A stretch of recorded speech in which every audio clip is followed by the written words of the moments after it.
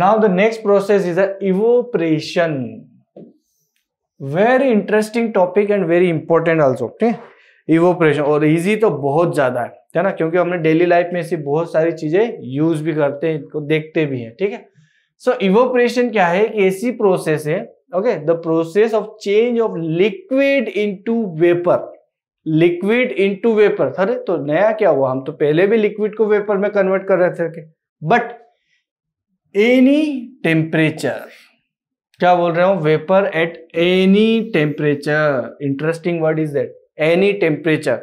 मेरे को अगर वाटर को वेपर में कन्वर्ट करना था तो 100 डिग्री सेल्सियस तक हीट देनी थी, उसे गर्म करना था, टेम्परेचर राइज करना था।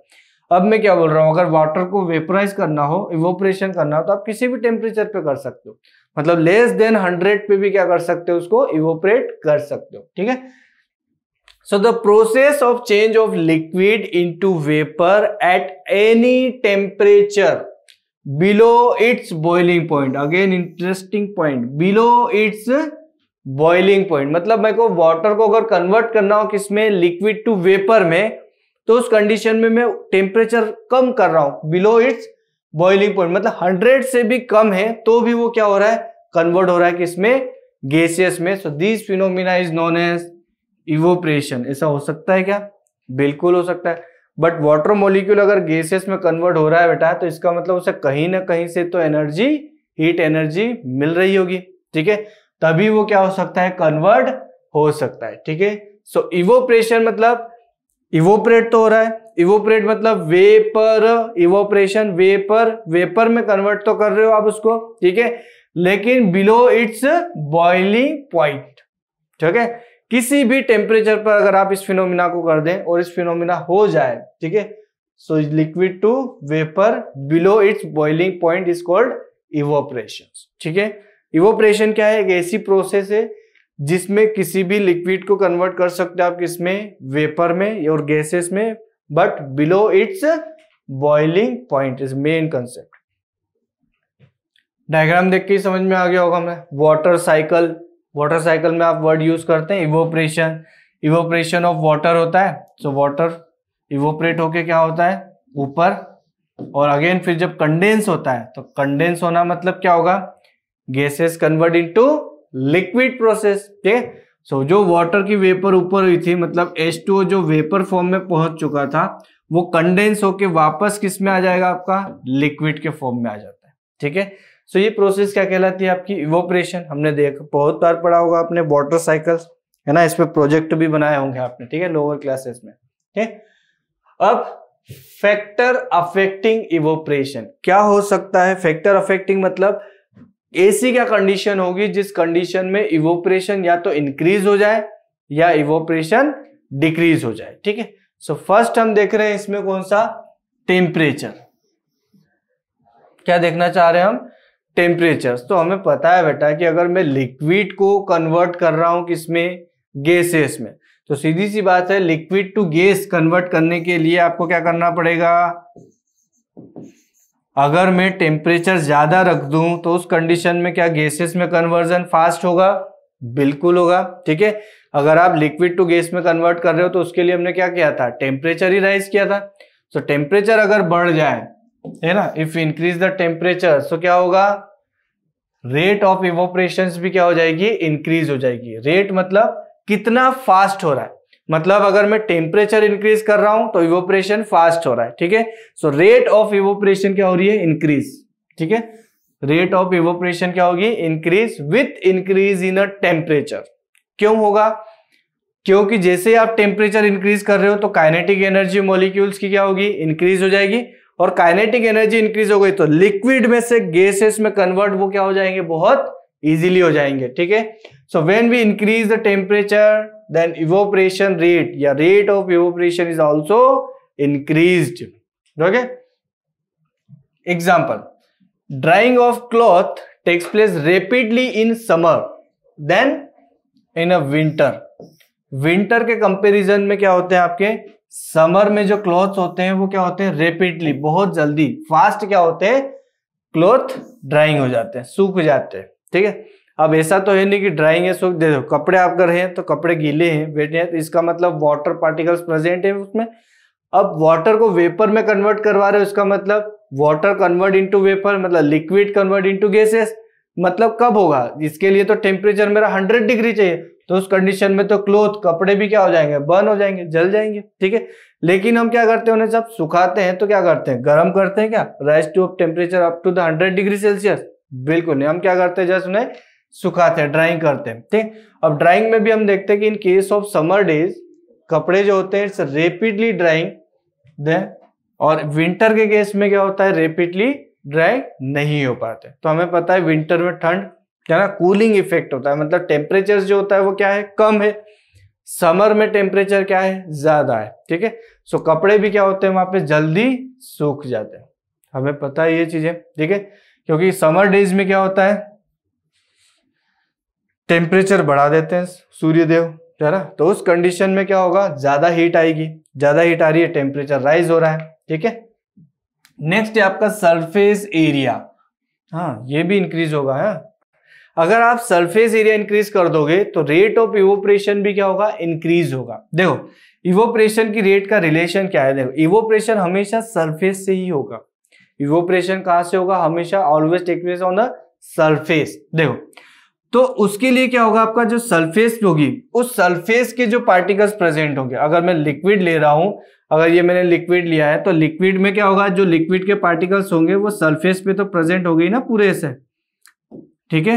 और evaporation always takes place on the surface of water और सरफेस ऑफ लिक्विड, ठीक है।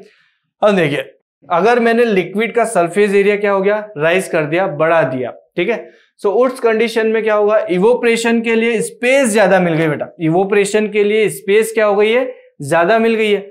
और अगर स्पेस इंक्रीज कर दिया आपने तो रेट ऑफ इवोपरेशन भी क्या हो जाएगी, इंक्रीज हो जाएगी, ठीक है। क्योंकि इवोपरेशन हमेशा कहां से होता है, सरफेस पे, ठीक है। ज्यादा आपने यहाँ पे हीट मिलेगी, एनर्जी मिलेगी, तो एक वाटर मॉलिक्यूल जो होगा ये कन्वर्ट हो जाएगा किसमें, गैसियस में, और यहां से बाहर निकल जाएगा, ठीक है। अब ऐसे ही सेकेंड मॉलिक्यूल इसकी स्पेस पे आ गया, फिर सेम यहां पर भी हीट एनर्जी ली उनने and again convert into gaseous form में, ठीक है। सो हमेशा वेपराइजेशन या गैसेस में कन्वर्ट कहां पर होते हैं, ऑन दी सरफेस। सरफेस पे जो भी मॉलिक्यूल्स प्रेजेंट है आपके, वही किसमें कन्वर्ट हो जाएंगे, आपके गैसेस में, ठीक है। सो अगर सरफेस एरिया ज्यादा हो गया बेटा, तो सरफेस एरिया ज्यादा हो गया तो उसे इवोपरेशन के लिए स्पेस ज्यादा मिल गई, तो क्या होगा, यहां से भी हो सकता है, यहां से भी, यहां से भी, यहां से भी, जितना भी सरफेस एरिया है उस सभी जगह से क्या हो सकता है, वो इवोपरेशन शो कर सकते हैं, ठीक है। लेकिन अगर मैं देखूं सरफेस एरिया रिड्यूस कर दिया हो तो उस कंडीशन में क्या होगा, अब तो फिर यहीं से लिमिटेड है ना, 1 2 3 4 5 मॉलिक्यूल एक साथ इवोपरेट हो सकते हैं। But in case of this large surface area में क्या हो गया, आपका एरिया ज्यादा इंक्रीज हो गया। सो उस कंडीशन में मॉलिक्यूल्स क्या होते हैं, बहुत ज्यादा इवोपरेट हो जाते हैं, ठीक है। तो when we increase the surface area then the rate of evaporation is also increased, okay।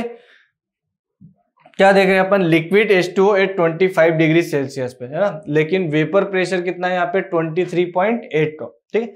Large surface area, evaporation ज्यादा है। टेस्ट ट्यूब में ले लिया वाटर को तो small surface area, surface area क्या हो गया, रिड्यूस, तो सरफेस ही कम हो गई भाई, evaporation occurs on the surface, और सरफेस ही कम है तो इवोपरेशन भी क्या हो जाएगा बेटा, बहुत कम हो जाएगा, ठीक है। सो हमने टेम्परेचर अगर इंक्रीज कर देता हूं तो रेट ऑफ इवोपरेशन क्या होता है, इंक्रीज होता है। If increase the surface area then rate of evaporation is also increased, ठीक है। सो दोनों ही केस में हमने इंक्रीज वाली चीजें ही पढ़ी, ठीक है। Next let's see the questions. Will increase of surface area increase और डिक्रीज रेट ऑफ इवोपरेशन, क्या होगा if you increase the surface area, so rate of evaporation is increase और डिक्रीज, क्या हो सकता है बेटा, हमें पता है ना, अभी देखा था हमने कि अगर सरफेस एरिया में इंक्रीज कर दूं तो सरफेस एरिया से ही क्या होते हैं, आपके वाटर मॉलिक्यूल्स क्या होते हैं, इवोपरेट होते हैं, है ना। अभी हमने एग्जांपल देखा था कि एक वाटर मॉलिक्यूल मैंने किस में लिया है, वाटर को टब में लिया है। सो उस कंडीशन में क्या हो गया था आपका, उस कंडीशन में बेटा सरफेस एरिया क्या हो गया था, ज्यादा हो गया था, ठीक है।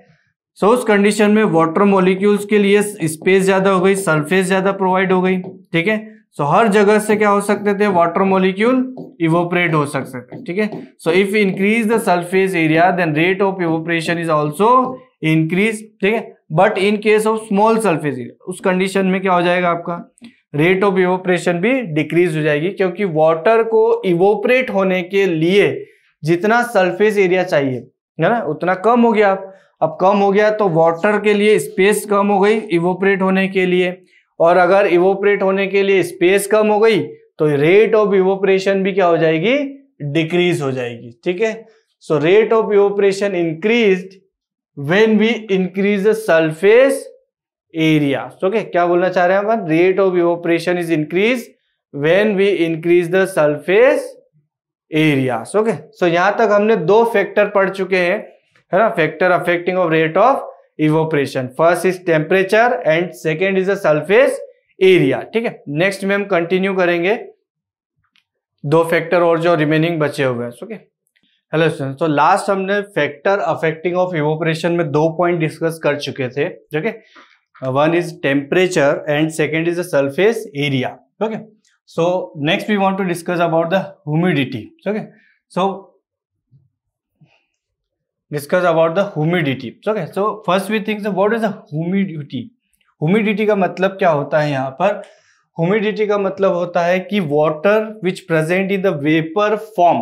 Okay, water which present in the vapor form. ठीक है, उसे हम क्या नाम देते हैं, humidities. Okay, so humidity का मतलब क्या है, water present in the vapour form, है ना। सो एटमॉस्फेयर में अगर वाटर वेपर के फॉर्म में प्रेजेंट है तो हम बोलते हैं कि ह्यूमिडिटी ज्यादा है। ठीक है, ह्यूमिडिटी क्या होगी, ज्यादा हो गई। ठीक है, so humidity is the amount of water vapour present in a air, या एटमॉस्फेयर में जो वाटर की वेपर प्रेजेंट है उसे हम क्या नाम देते हैं, ह्यूमिडिटी नाम देते हैं। ठीक है, सो अगर मैं बोलूं कि वाटर वेपर प्रेजेंट ज्यादा है तो ह्यूमिडिटी क्या हो गई है, ज्यादा। जैसे हम ठंड के दिनों में देखते हैं, जैसे फॉग वगैरह फॉर्मेशन होता है, वाटर वेपर से फॉर्म में क्या होती है, वहां पर प्रेजेंट है, तो ह्यूमिडिटी क्या हो गई, उस केस में ज्यादा हो गई। ठीक है, और नेक्स्ट अगर मैं देखूं इन केस ऑफ समर डेज, तो उस केस में क्या है, आपका वाटर की वेपर्स क्या हो रही है, बहुत कम है।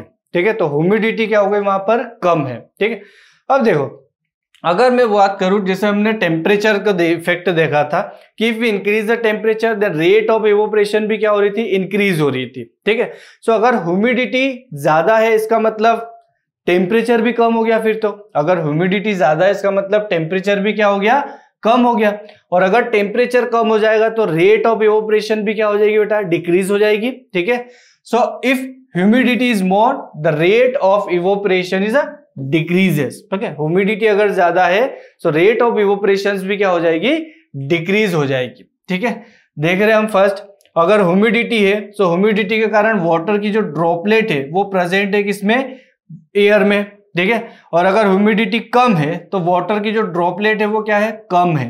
ठीक है, सो उस केस में क्या होगा, अगर ह्यूमिडिटी कम है तो इवोपरेशन क्या हो जाएगा बेटा, ज्यादा, क्योंकि टेम्परेचर भी एक तरह से क्या हो जाएगा, ज्यादा हो जाएगा। ठीक है, और वाटर की वेपर जो एयर में कम है वो इंक्रीज होने के लिए क्या होगी, इवोपरेशन रेट ज्यादा हो जाएगी। ठीक है, और अगर वाटर की वेपर ऑलरेडी प्रेजेंट है in the air, it means humidity क्या है, ज्यादा है, और अगर ह्यूमिडिटी ज्यादा है तो रेट ऑफ इवोपरेशन क्या हो जाएगी, कम हो जाएगी। ठीक है, सो अगर हम ऐसा एयर और इन्वायरमेंट देख रहे हैं जिसमें ह्यूमिडिटी ज्यादा है और ऐसा देख रहे हैं इन्वायरमेंट जिसमें ह्यूमिडिटी क्या है, लेस है, तो इसमें फिर रेट ऑफ इवोपरेशन हमेशा ज्यादा कब होगी, जब ह्यूमिडिटी कम हो। ठीक है, so humidity is more the rate of evaporation always decreases. Okay, next wind speed, हवा की गति, वाइंड स्पीड कितनी हो सकती है। ठीक है, सो अगर मैं बात करूं वाइंड स्पीड में, जैसे अगर हम कहीं ट्रेवलिंग कर रहे हो और अगर मैं क्लॉथ वगैरह ड्राई करने हो, सुखाने हो, तो हम क्या करते हैं, गाड़ी के पीछे या फिर कांच वगैरह विंडो पे क्या करते हैं, उसको सुखा देते हैं। सो उस कंडीशन में क्या होती है, जब कार या मूव कर रही है तो स्पीड क्या हो गई, विंड की बहुत ज्यादा हो जाएगी। ठीक है, सो जैसे विंड स्पीड ज्यादा है तो क्लॉथ जो होते हैं वो क्या हो रहे हैं, आपके इजीली ड्राई हो रहे हैं। ठीक है, इजीली क्या हो रहे हैं, ड्राई हो रहे हैं। इसका मतलब क्या हुआ कि अगर मैं विंड की स्पीड को क्या कर दूं, इंक्रीज कर दूं, तो रेट ऑफ इवोपरेशन क्या हो रहा है, ज्यादा, तभी तो क्लॉथ जो है वो इजीली और जल्दी क्या हो रहे हैं, रैपिडली ड्राई हो रहे हैं। क्यों हो रहे हैं, क्योंकि विंड की स्पीड क्या हो गई बेटा, वहां पे इंक्रीज हो गई। ठीक है, so when we increase the speed of wind then the rate of evaporation is also increases. Okay, so the rate of evaporation also increase with increase in the speed of the wind. ठीक है, जैसे जैसे आप wind की speed increase करोगे या increase होगी, वैसे वैसे क्या होगा, आपका रेट ऑफ इवोपरेशन भी क्या होगा, इंक्रीज होगा। ठीक है, फर्स्ट क्लोज में देख रहे हैं हम, इस क्लोथ क्या हो रहा है, ज्यादा उड़ रहा है, इसका मतलब यहाँ पे विंड की स्पीड क्या है, ज्यादा है।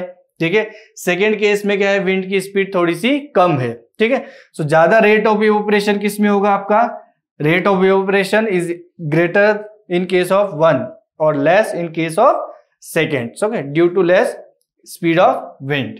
Got it?